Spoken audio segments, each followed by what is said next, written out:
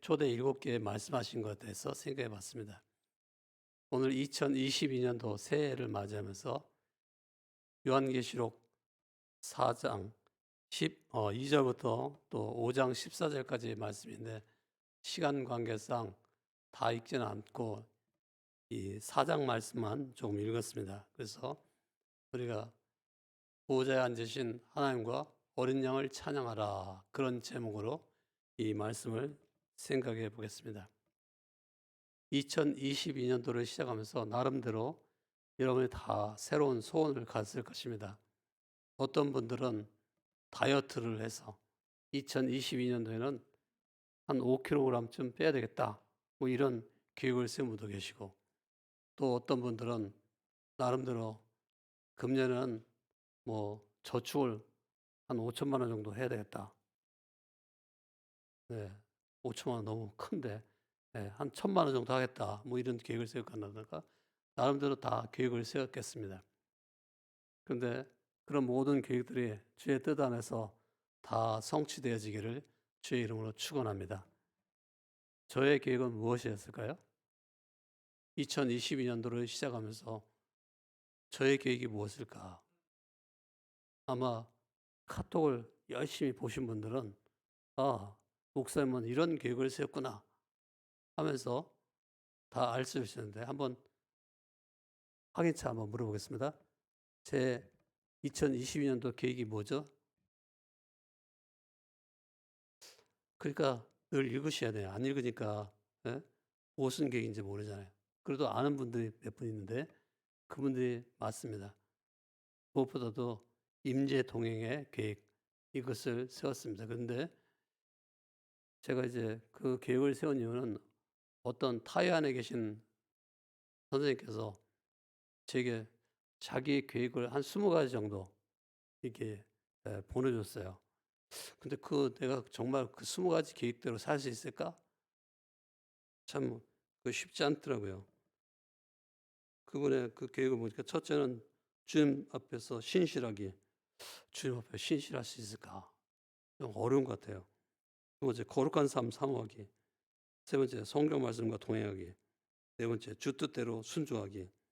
다섯 번째, 진리 따라 선택하기. 쭉 해가지고 20개 나오는데 제가 그 계획을 다 성취하지 못할 것 같아요. 그래서 나름대로 그냥 좀 세 가지 좀 쉬운 계획이라고 생각되는 것을 생각해 봤어요. 그래서 늘 임재 동행하기, 그다음에 범사에 감사하기, 그리고 이제 주재권을 프라이어티에 두고 우선권에 두고 해보기, 뭐 이런 식으로 세워봤는데, 근데 가만히 생각해 보니까 이 세 가지도 쉽지 않을 것 같아요.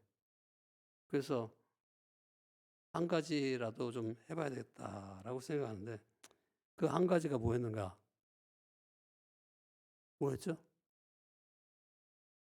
네, 대표적인, 예, 우리 집사람에게 물어보겠습니다. 한 가지가 뭐였습니까?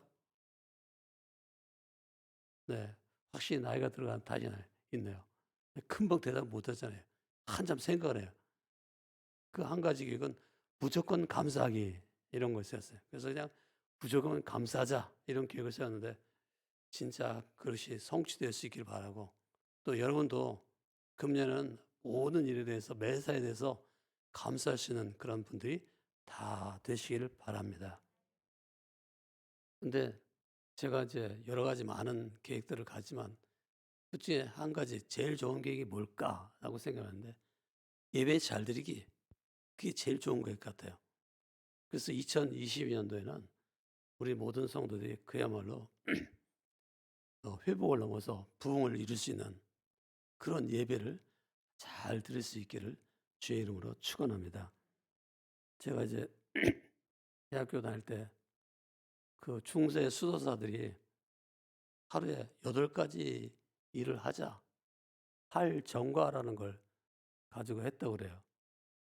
그래서 3시간마다 그렇게 하는 건데, 나도 좀 그걸 훈련해야지라고 생각을 했는데, 저는 어떻게 훈련했냐면 하루에 6번만 기도하자. 그래 가지고 이제 카시오라고 하는 손목시계를 3시간마다 삑삑 울리게 만들어 놓고서 그 삑삑 소리가 나면은 항상 기도를 하는 거예요. 1분씩. 그래 가지고 3 시간마다 7번 6번 이렇게 기도하는 거죠. 그러니까 8정과가 아니고 저는 이제 6정과 정도 되겠죠. 그래서 6번을 기도했었는데 근데 굉장히 그게 유익하더라고요. 그러니까 계획을 세우더라도 실천하지 않으면 아무 소용이 없어요. 대부분 이제 연초에 계획을 막 세우거든요. 그래 가지고 사람들이 뭐 "다이어트를 하겠다." 그런 결심을 많이 하는데 그래서 이제 막 이 헬스장에 가면 연초에는 굉장히 사람이 많아요. 근데 조금 지나면 이제 한 4-5 주, 석 달 뭐 이렇게 지나면 사람들이 별로 없어요. 왜 그럴까요? 작심삼일이라고 계획 세운 건 한 3 일쯤 가고 그다음부터는 잘 안 됐더라는 거죠. 그게 문제죠. 한번 옆에 계신 분에게 얘기하겠습니다. 계획보다 실천이 중요합니다.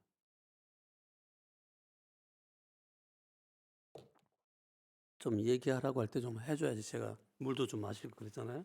다시 한번 옆에 계신 분에게 실천보다 행동이 중요합니다.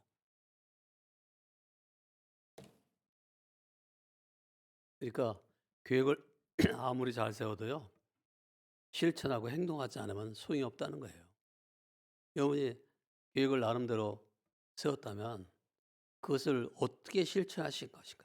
또 그것을 어떻게 행동할 것인가? 그 계획 따라 어떻게 행동할 것인가? 이런 것을 나름대로 가져야 되겠지만은 제일 좋은 계획은 바로 예배를 잘 드려보자. 2022년도에는 내가 예배를 드리되 그저 회복되는 수준에서 뛰어넘어서 이제는 내 심령이 부흥되는 수준으로 예배를 드리자. 그런 계획을 세우고 실천하고 행동하시기를 주의 이름으로 축원합니다. 근데 이제 그 예배를 잘 드린다는 것은 결국은 이제 감사 찬송을 하는 거예요. 그래서 오늘 말씀에 보면 우리가 무엇을 왜 감사해야 되는가, 왜 무엇을 감사해야 되는가에 대해서 쭉 얘기가 한 4가지 정도 나오는데요. 이제 그것을 여러분 마음속에 다 새기면서 금전은 내가 늘 찬송하겠다. 시편 119편 164절에 보면 하루에 7번씩 찬송하겠다고 결심을 하거든요. 근데 그렇게 결심 못 하더라도 나름대로 나는 항상 밥 먹기 전에 감사 찬송하며 또 뭐 어떻게 하겠다. 그렇게 하는 게 좋겠죠. 그래서 눈을 떠 가지고 이제 찬송을 하고 새로운 시작하게 된 것을 감사하면서 찬송하고 두 번째 아침밥을 먹으면서 또 매일의 양식을 주신 것을 감사하고 찬송하고 세 번째 일을 시작할 때는 내가 일할 수 있는 건강이 있으니 감사하고 찬송하고 그다음 점심밥을 먹게 되는 또 힘 주신 것을 찬송하고 오후가 돼서는 자신의 한계를 느끼면서 그 한계를 감사하고 찬송하고 그다음에 여섯 번째 저녁밥을 먹을 때는 토끼 같은 자식들을 주신 것을 감사하고 또 토끼 같지 않고 속 썩이는 자식 중에서도 감사하시기 바랍니다. 아멘을 안 하는 거 보니까 여기는 자식을 안 둔 사람이 너무 많은가 봐. 예. 여섯 번째 저녁밥 먹을 때는 어떡하라고요? 자식들을 주신 것을 감사하고 찬송하고 그다음에 이제 일곱 번째 잠자리에 들기 전에는 위로 또는 휴식을 주신 것을 감사하고 찬송하고 그래서 하루에 7번씩이라도 우리가 찬송을 하되 '나는 이런 찬송을 불러야 되겠다.' 뭐 '나 같은 죄인을 살리신' 뭐 아니면 '어찌 찬양 안 할까.' 뭐 이런 찬송을 나름대로 어떤 찬송을 불러도 좋아요. 그것도 좀 자녀들이 들을 수 있게끔 네? 찬송 부르는 게 좋아요. 그게 참 좋다고요. 왜 그러냐.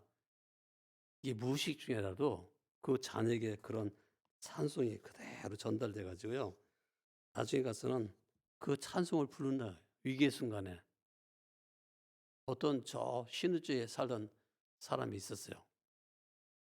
큰 형님은 유학을 갔어. 한양으로 서울로 유학을 가고 그다음에 이제 저 막내 동생 나이 차가 많이 나죠. 큰 형하고 막내 사이는 한 15살 정도 차이가 나는데 막내 동생은 이제 나중에 이제 예 공산당이 집권을 해 가지고 그 6.25 전쟁을 일으킬 때 군인으로 끌려갔어요. 형님은 미리 유학 왔다 그랬잖아요, 서울로. 근데 이제 형님은 이제 남한의 그 국군의 장교가 돼 가지고 유학생을 하던 그 형님 말이에요. 막내 동생은 저 북한에 무슨 쫄병 돼 가지고 이제 왔는데 결국은 한참 이 북한군이 내려오다가 나중에 이제 인천 쌍륙작전에 의해서 역전되죠. 그러고 나서 이 북한군을 다 사로잡아 가지고 다들 처단한 총살시키는데 마지막으로 이 막내 아들이요. 총살 당하기 전에 어머니가 부르던 찬송이라도 불러야지 하고서 어머니가 부르는 찬송 불렀던 거예요. 그 찬송이 이런 내 주를 가까이 하게 함은 여기 센스쟁이가 몇 명 있네 그래도. 예? 이렇게 찬송을 딱 부르니까요. 그 사형을 집행하던 장교가 "아니 그 노래는 우리 어머니가 부르던데 어떻게 너는 그런 노래를 부르냐." 이렇게 자세히 보니까 막내 동생 얼굴하고 닮았어요. 그래 물어보니까 어떻게 그런 노래를 부르냐고 그렇게 찬송을 부르냐고 그러니까 이 죽어가던 죽을 수밖에 없었던 그 이민군 병사가 말하는 거예요. "저는 한경직 목사님이 신의지에 개척한 교회에 출석하던 아버지 장로님, 아무개라는 장로님이 있었는데 그 아버지가 바로 그 장로님이었고 어머니는 그 교회 권사님이셨는데 늘 생활할 때 예? 내 주를 가까이 하게 하면 십자가 진 같은 고생이나 이런 찬송을 불렀거든요. 그래서 내가 죽기 전에 예? 총 맞기 전에 이거라도 불렀던 거라고 깜짝 놀라면서 하마터면 어? 그 장교가 말이에요. 내 막내 동생을 죽일 뻔했구나. 여러분 찬송을 부르시되 애들이 듣게 참 불러주세요.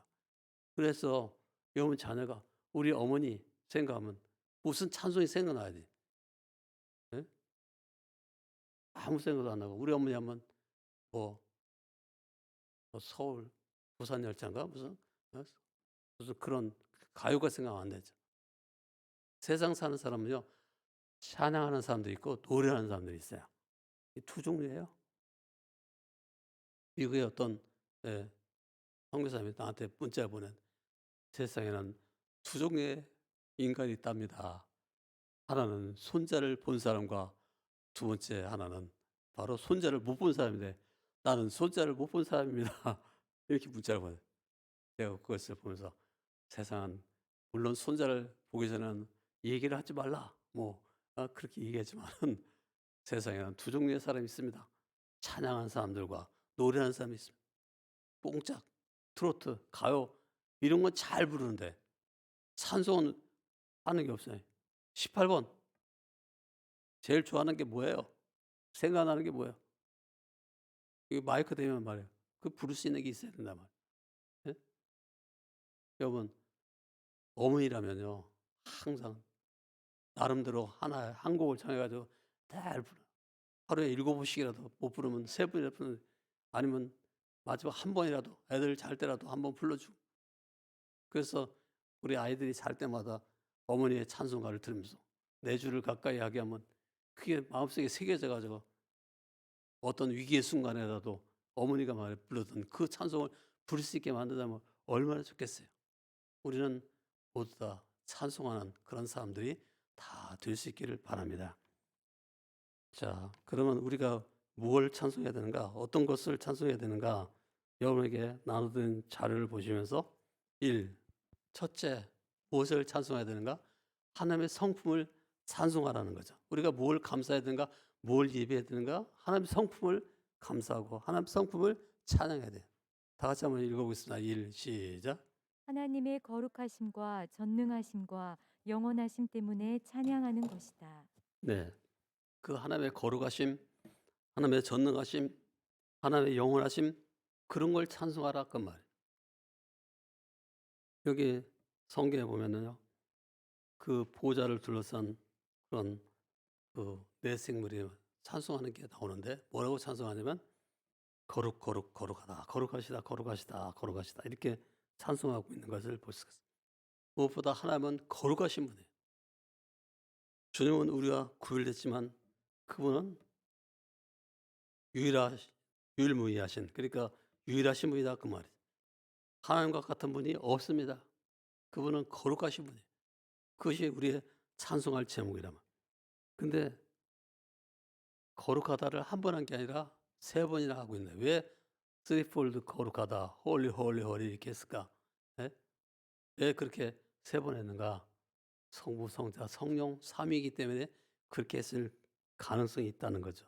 그래서 내 생물은 세 번 연달아서 하나님이 거룩하다라고 선포를 하는데, 바로 하나님의 신성에 대해서 선포하지만 그냥 거룩한 게 아니고 바로 진짜 거룩하십니다. 정말 거룩하다. 뭐 참되게 거룩하다. 그런 뜻으로 세 번을 할 수도 있고, 아니면 성부 하나님은 거룩하시다.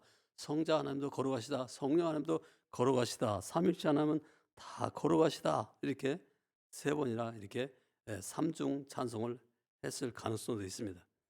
어쨌든 그때 보호자로부터 소리가 들립니다. 무슨 소리가 들리냐면 번개와 음성과 우레소리가 들고, 또 그 앞에 있는 등불 7이 있었는데 그 보호자를 둘러싸고는 그런 힘, 파워가 있었는데, 그것은 바로 하나님의 전지전능한 그런 파워다.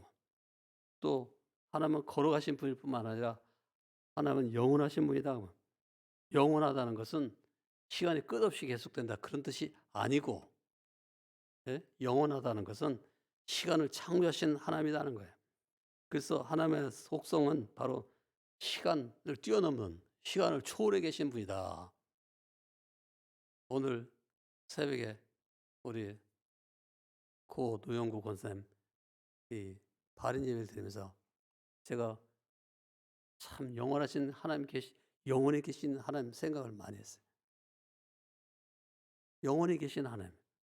그 얼마나 좋아요. 사람 말이에요. 유한하기 때문에 세상에서는 뭐 84세든가 86세든가 뭐, 예? 또 이렇게 살다가 죽죠. 제가 지난주에 아마 얘기했죠. 보통 한국인 그 평균 기대 수명, 평균 수명이 말이에요. 83세다.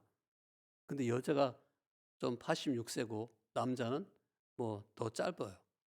근데 제가 후하게 말해가지고 120세까지 다 샀어요라고 하지만 저 아직까지 120세 산 사람 한 명도 못 만났어요. 제일 많이 사는 사람이 105세 산 사람까지 봤는데 120세 사는 것도 어려워요. 그렇지만 이제 앞으로 여러분은 다 120세까지 사시기 바랍니다. 아멘을 왜 안 하는 거예요? 여러분 모두 다 120세까지 사시기 바랍니다. 좀 오래 사세요. 그래야지 제가 좀 볼 거 아니에요. 여러분이 120세 사는 걸 보면 저는 말이에요. 한 150세까지 살겠죠. 다시 여러분 다 120세까지 다 사시기 바랍니다. 좀 남을 위해서, 저를 위해서라도 아멘을 해주세요. 근데 사실은 120세까지 사는 사람 못 봤다니까요. 언젠가 우리는 다 세상을 떠날 존재. 근데 영원하신 하나님은 영원하신 시간을 창조하신 하나님 계시기 때문에 그 하나님께서 우리를 영원 때 이때에 살게 만들어줬어요. 우리의 삶이라는 것은 세상에서 80년 살든 100년 살든 120년 살든 200년 살든 500년 살든 결국 끝나지만 영원히 살아가시는 영원하신 그 하나님께서 우리에게 영생을 주시는데 영원의 이때에 있어요. 이때에 있다. 영원히. 내가 지금 2022년도 1월 2일 날 살아가는 삶이라는 것이 영원과 이때에 있어요. 이걸 생각하면 참 신비한 거예요. 오늘 잘 살아야 돼요. 그래서 오늘도 영적인 실력을 가지고, 영적인 시력을 가지고, 믿음의 실력을 가지고, 믿음의 시력을 갖추는데 힘써야 돼요. 2022년도에 우리 모든 성도님들이 다 참으로 영적인 면에서 일치월장 성장해서 성숙한 모든 성도들이 다 되시길 바랍니다. 시간은 누가 창조했다고요? 하나님 창조하신 거예요. 그 하나님은 시간을 초월해 계신 분이, 시간을 뛰어넘어 계신 분이. 계시록에 보면은 하나님은 영원하신 분이라고 하면서 그런 하나님에 관한 지식을 가진 사람은 생각과 말과 또는 마음으로 올바른 예배를 드려야 된다. 감사 찬송을 해야 된다는 것입니다. 항상 하나님이야말로 영원히 살아계신 분이기 때문에 우리는 감사 찬양을 해야 돼요. 하나님께서 우리에게 어떤 일을 행했는가, 그것도 좋은 소식이지만은 하나님은 누구신가? 하나님은 거룩하신 분이다. 하나님은 영원하신 분이다. 그것은 우리가 찬송할 제목인 것입니다. 또한 우리가 뭘 찬송해야 될까요? 두 번째는 우리는 이런 하나님의 속성뿐만 아니라 또 하나님께서 하신 일 중에 바로 창조 사역을 창조. 두 번째 한번 다 같이 읽어보겠습니다. 시작. 만물을 뜻대로 지으신 하나님을 찬양하십시오. 네, 우리가 뭘 찬송해야 되냐면 만물을 지으신 창조하신 그 하나님. 하나님께서 하신 일 중에 바로 창조 사역이 있습니다. 우리가 존재하게 된 것은 다 하나님의 창조로 존재하게 된 거예요. 빛이 있으라 그렇게 말씀하자 빛이 있게 된 거예요. 근데 사람은 하나님께서 하나님의 형상 닮은 존귀한 존재로 하나님의 손수 빚어서 만들었어요. 그러니까 보통 사람이 아니에요. 여러분은 아주 고귀하신 분들이에요. 한번 옆 사람을 보면서 당신은 소중하신 분입니다. 이렇게 얘기하면서 Me too. 나도 그래요. 예? 여러분이 소중한 존재. 왜 소중하다고요? 하나님의 형상으로 지음받은 존재이기 때문에. 하나님께서 손수 지어서 만든 인간, 그 인간의 후손이에요.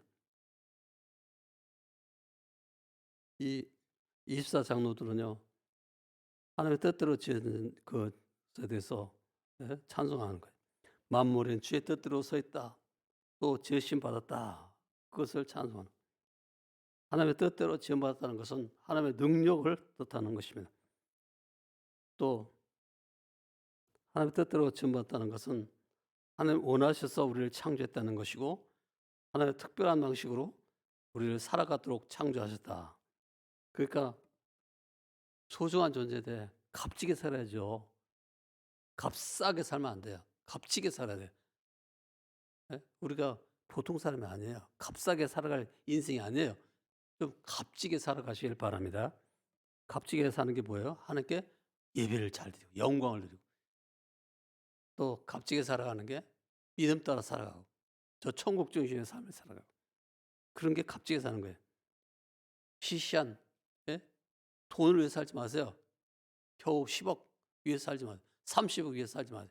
300억, 3천억, 예? 3천조라고 할지라도 그걸 위해 살 만큼 인생이 그 헛한 그 값싼 게 아니에요. 인생은 3천조보다 더 비싼 거예요. 값진 거예요. 그러니까 3천조짜리는 저 천국 가서 땅바닥에 굴러다닌다니까. 제가 맨날 그러잖아요. 저희 집사람한테. 예? 천국 가서 내가 예? 100억짜리 다이아몬드 원석 발로 뽕뽕 차면서 돌아다니게 해줄게. 그러잖아요. 여러분, 천국 가면요. 길바닥도 다 정금으로 돼 있어요. 천국의 바닥 길이 다 정금, 금덩어리로 돼 있다고. 근데 그게 가치가 얼마야? 예. 도저히 헤아릴 수 없을 만큼 비싼 거예요. 근데 그걸 그냥 밟고 다녀. 시시한 거예요. 그러니까 돈이라는 건 시시한 거다. 그런 소리예요. 천국에서는 뭐가 값진 것이라고요? 내가 세상 살아가는 동안 맞는 인격, 신앙, 또 내가 받은 구원 이런 게 값진 것이지 천국에서 돈 가치 없는 거예요. 물질이라는 거 가치 없는 거예요. 그렇다고 해서 뭐 우리가 땅에 발을 딛고 살아가는 이 세상에 살아가는 동안에는 돈이 필요하니까 필요한 만큼은 벌었어야 돼. 일용할 양식이라고. 예? 필요한 만큼 있으면 감사하고 뭐 없으면 없는 대로 감사하고 어쨌든요. 우리가 좀 값진 인생 살아야 돼요. 이 짧은 인생 살아가는 동안 값싸게 살지 말고 좀 값지게 살아갑시다. 우리 모든 성도들이 다 값지게 살아가실 주의 이름으로 축원합니다. 또 2022년도 우리가 하나님께 감사 찬송을 드려야 될 이유가 무엇인가? 세 번째 같이 읽어보겠어요. 시작. 죽임 당하심으로 자기 백성을 구원하신 어린 양을 찬양하십시오. 네, 우리가 찬송하고 찬양해야 될 이유가 여러 가지지만 그 중에 큰 이유가 바로 우리를 구속하신 어린 양 예수님. 그분이 계시다는 거죠. 성자 하나님이 계시다. 우리를 구속하신 예수님이 계시다는 거예요. 예수님은 하나님과 동등하신 분이에요. 본질과 영광과 능력이 똑같은 분이에요. 하나님의 또 다른 자아, 알토 에고라고 그랬죠. 하나님의 또 다른 자아는 무엇이냐? 예수님이에요. 성자 하나님이에요. 근데 그 어린 양 대신 예수님은 십자가에 피 흘려 죽었어요. 누구를 위해서? 나를 위해서 죽은 거예요. 예수님께서 십자가에서 피 흘려 죽으셨는데 누구를 위해 죽었다고요? 목사를 위해 죽은 게 아니고 각각 자기를 위해서 죽으신 거예요. 그 예수님께서 십자가에 죽었을 뿐만 아니라 부활하여 살아났어요. 우리의 모든 죄값을 다 치르신 거예요. 그리고 하나님 보좌 우편에 앉아 계신 거예요. 그래서 그 성자 예수님을 우리가 찬양해야 되는 것이죠. 우리가 감사해야 될 대상이 바로 성자 하나님이에요. 우리가 왜 예배한다고요? 그 성자 하나님께서 우리 위해서 십자가에 죽어다가 부활하셨기 때문에, 그분이 영원히 살아계시기 때문에, 우리의 육체의 눈으로는 보이지 않지만 영적으로는 지금도 임재해 계시기 때문에, 나와 동행해 주고 계시기 때문에 늘 찬송하고 늘 감사해야 돼요. 늘 예배해야 돼요. 엎드려 있어야 돼요. 완벽한 제물이 되신 어린 양 예수님으로 이 땅에 오신 거예요. 그래가지고 그분은 십자가에 죽으신 거예요. 성자 하나님 데우스, 베레 데우스라고 했죠. 그분이 진짜 하나님이에요. 근데 그분은 베레 호모, 사람이 되었어요. 진짜 하나님이 왜 사람 되어 오신 거예요? 왜 참된 사람 되어 오셨어요? 요즘은 사람들이 하나님 되려고 하죠. 그래서 예? 하라리 같은 철학자는 호모데우스라는 그런 작품을 썼잖아요. 사람들이 말해요. 신이 된 인간. 그러니까 신이 되려고 해요. 영생을 추구하는 거예요. 그래가지고 막 예? 유전 가위로 딱 잘라가지고 어떻게 해서 좀 길게 장수해보자. 그래서 이제 앞으로 예? 의학이 더 발전하면 그야말로 유전자 가위로 예? 좋지 않은 거 다 잘라내고 좋은 것만 잔뜩 집어넣고 주사 한 방 맞으면 막 수명이 연장돼가지고 이제 500년까지도 살지도 몰라요. 지긋지긋해. 500년까지 살려면 지긋지긋하죠. 근데 건강하게 500년까지 살면 주를 위해서 일할 수 있는 기회가 많으니 얼마나 좋아요. 그렇게 될지 안 될지는 두고 보십시오. 하여튼 예? 꽁 잡는 소리, 꿈꾸는 소리를 하는데 저는 원래 몽상과 꿈꾸는 사람이기 때문에 이런 얘기 하는 거 하죠. 근데요, 그럴 수도 있어요. 몰라요. 그건 알 수가 없는데 어쨌든 길게 사든 짧게 사든 결국은 다 세상 떠나는 거예요. 한 번 죽는 것은 사람에게 정한 것이요. 그 후에는 심판이 있으리니라고 말했어요. 그러니까 우리가 이 짧은 인생 살아가는 동안 어떻게 해야 되는가? 바로 나를 신격화해 가지고 호모되어서 신이 되려고 하지 말고 하나님을 하나님으로 잘 모시고 예수님을 하나님 모시고 하나님 뜻을 이루어드리고 주의 뜻대로 살아야 돼. 어린 양 되신 예수님은 바로 세상의 죄를 단번에 없애시는 그런 일을 하시기 위해서 십자가에 죽으시고 3일에 부활하셔서 하나님의 아들로 능력으로 인정받게 되는 거예요. 그래서 우리는 항상 감사 찬송 예배를 왜 주님께 드려야 되는가? 그분이 바로 영원히 살아가시기 때문에. 그 다음에 우리가 왜 감사 찬송 예배를 주님께 드려야 되는가? 네 번째, 다 같이 한번 읽어보겠습니다. 영원히 다스리시는 어린 양을 찬양하십시오. 네, 그 어린 양 예수님은요, 우리를 구속하셨을 뿐만 아니라 그분은 영원히 통치하신다, 다스리신다, 주관하신다. 내 인생을 다스리시고 통치하시고 주관해 가시는 거예요. 섭리해 주시는 거예요. 그걸 생각할 때 우리는 그분을 찬양할 수밖에 없는 거죠. 성부 하나님은 영원했죠. 근데 성자 예수님께서도 영원하신 하나님이다. 그분은 우리를 다스리시고 계시는 거예요. 성부 하나님이 우리를 통치하시는 것처럼 성자 하나님도 우리를 통치하고 계시는 거예요. 그래서 성자 하나님의 십자가, 그것은 죽은 자와 패배한 인간이 영원한 무덤으로 가는 영구차가 아니고, 여러분 영구차 보면은 사람들이 재수 없다고 하는데 아니에요. 연구차 볼 때마다 나는 연구차 탈 사람이 아니고 나는 개선마차 탈 사람이다. 그게 생각. 네? 성자 하나님의 십자가에 죽으심은 연구차에 타는 것이 아니고 오히려 무덤에서 살아나신 성자 하나님께서 타신 개선마차였다. 그래서 부활을 위해서 가는 개선마차였던 거죠. 다시 한번 우리는 보좌 앞에 서 계시는 그 예수님을 바라봅니다. 권세와 권능의 하나님이신 성자 하나님이신 예수님이 경배를 받고 계시는 것을 볼 수가 있습니다. 그래서 5장 12절에 보면 존귀와 영광과 찬송을 받으시기에 합당하도다 하고 찬송하고 있어요. 이 찬송은 더 점점점 커지면서 엄청나게 더 커지게 되는 그런 찬송이에요. 우리는 죽음이 짓누르지 못해요. 사단에 이기지 못하는 그런 왕 대신 성자 하나님 예수님이 계셔요. 우리에게는 주님이 계시는 거예요. 영원히 통치하시는 주님이 우리 마음속에 계세요. 여러분, 귀신 들린 사람, 마귀 들린 사람이요, 딱 보면 알아요. 딱 쳐다보면 저 사람 마음속에는 예수님이 있나 없나 다 알아요. 여러분, 그때 가서 마귀 들린 사람 배에 가서 덜덜덜 떨지 마세요. 옛날에 제가 그저께인가 윤덕수 목사님 간증을 보니까 이분이 간증 쓴 거 보니까요, 그분이 이런 말을 하더라고요. 그분이요, 이제 귀신 들린 사람을 위해서 기도해 주니까 결국은 귀신이 쫓겨나갔다라고 하는 거예요. 그분이 죽기 전에 그 유언처럼 했던 설교 그 내용을 요약해가지고 쫙 써놓은 거를 인터넷에서 제가 검색해서 읽어보면서 참 놀랍다.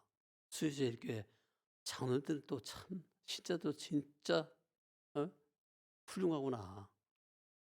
그 윤덕수 목사님이요, 뇌수종으로 두뇌에 대뇌에 한쪽이 그러니까 대뇌에 출혈이 와가지고요, 이분이 3년 동안 목회를 못하고 맨날 죽기만 소원하고 누워있는데, 예? 물론 정신 들었을 때 그렇게 누워있는데 장로들이 와가지고 막 끌고 가가지고 막 운동시키고 막 그래가지고 어떻게 하다가 살아난 거죠. 집에 가서 다 찾아서 한번 읽어보면 참 생각을 많이 하게 되더라고요. 왜냐면 그분은 대뇌가 출혈됐지만 나는 소뇌가 출혈됐지만은 어쨌든 비슷하니까 굉장히 은혜가 되더라고요. 근데 거기 간증을 쭉 보면서 참 수요제일교회 지금은 이제 강북제일교회죠. 예? 그 장로들이 너무너무 훌륭하다. 어떻게 목사님이 쓸 때까지 그렇게 장로들이 막 이렇게 도와가지고 어떻게 했을까? 그래가지고 결국은요, 그 목사님 때문에 조그만 예배당을 다 때려부시고 큰 예배당, 한꺼번에 그냥 3,000명이 들어갈 수 있는 예배당을 지었댔잖아요. 그러면서 물론 LA 가서 이제 설교하시다가 돌아가셨는데 그 지금 이름 바꿔 강국제일교로 황태 목사라는 분이 오셔가지고 또 그때도 뭐 말썽도 있고 막 그러는데 어쨌든요, 중요한 거는 윤덕수 목사님은 굉장히 훌륭한 목사님인데 그분보다 더 훌륭하신 분이 있는데 바로 그게 장로님들과 신자들이었다는 거예요. 근데 제가 볼 때는 그 목사님도 훌륭하지만 그 사모님도 진짜 훌륭했을 거다라고 생각해요. 사실 목사는요, 강단에서 성령께서 감동 주시는데 외치면 돼요. 사모님 어떻게 해야 돼요? 반드시 살아내야 되거든. 그러니까 힘든 거예요, 사실은. 사모 자리가 쉬운 게 아니에요. 자, 이 얘기가 어디 빗나갔네요.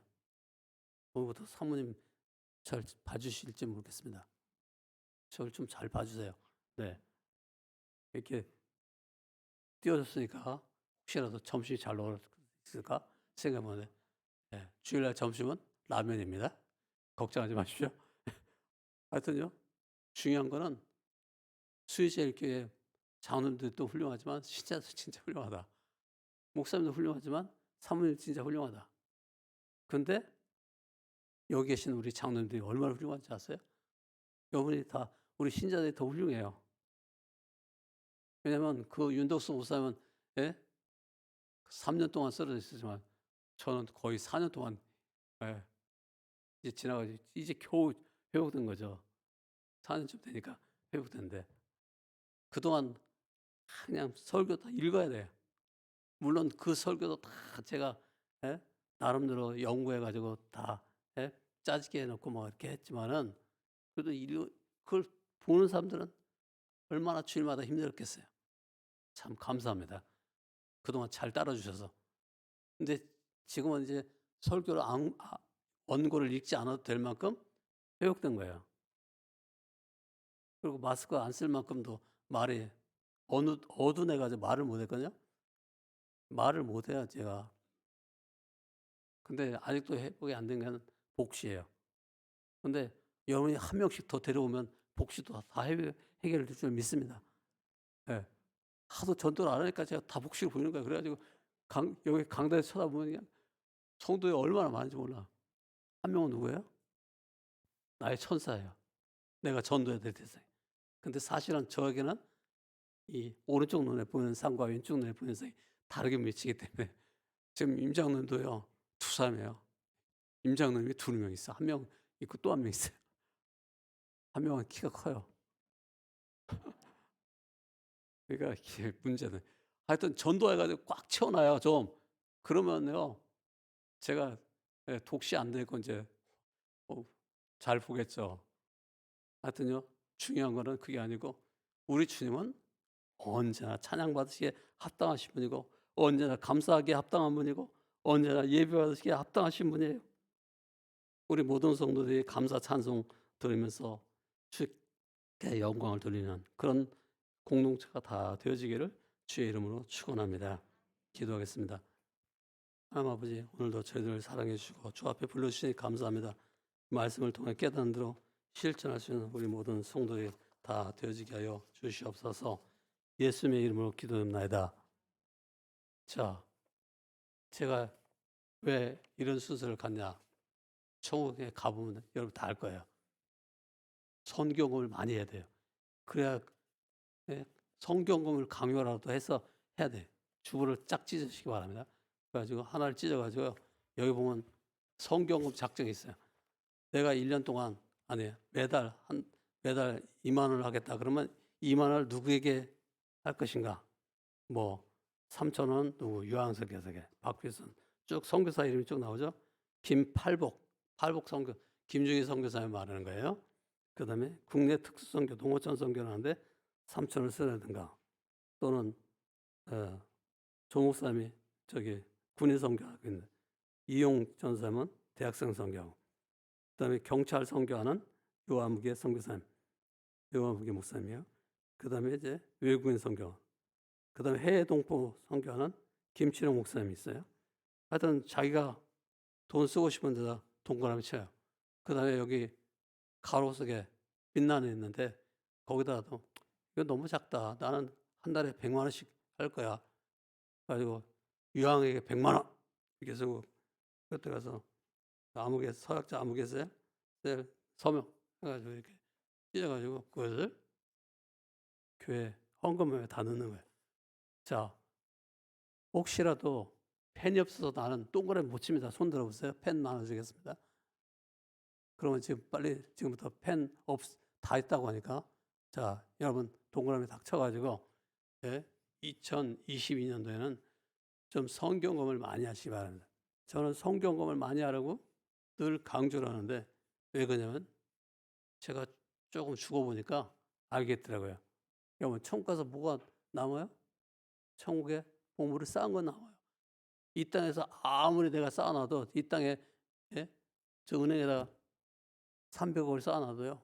아니면 뭐 100억을 쌓아놓든가 뭐 노후에서 아무리 노후는 돈이 아까워서 못 누린대 대부분. 만약에 은행에다가 5억을 넣었다. 다 주고 가는 거예요. 자식들한테 다 주고 가는 거예요. 자기가 쓰는 거 없어. 자기 못 가져. 근데 천국에 쌓을 수 있는 방법은 성경금을 많이 하는 거예요.